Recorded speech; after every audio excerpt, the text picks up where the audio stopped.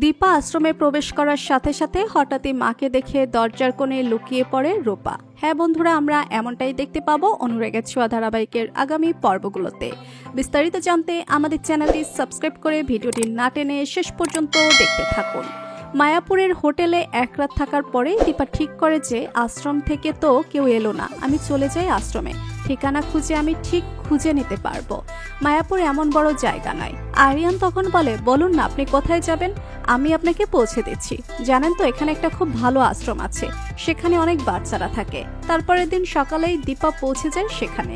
রূপা তো দীপাকে দেখে চমকে ওঠে। সে এত বছর পরে মা এখানে কি করছে?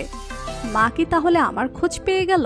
না না, এটা তো হতে পারে না। আমি তো এখানে আমার নাম বদলে সবকিছু বদলে আছি, মায়ের সামনে আমি আসবো না।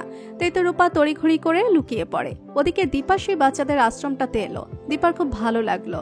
ওদিকে রায় তড়িঘড়ি পালিয়ে যাচ্ছে। এটা দেখে আশ্রমের সবাই বলল, কি রে তুই কোথায় যাচ্ছিস?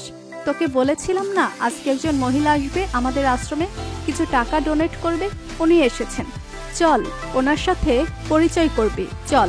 রায় তো বুঝতে পারছে যে ওই মহিলা আর কেউ নয়, আসলে আমার মা দীপা সেনগুপ্ত। ওদিকে দীপা যখন কথা বলছে আশ্রমের প্রত্যেকের সাথে, তখন দরজার কোণে লুকিয়ে দাঁড়িয়ে আছে রূপা।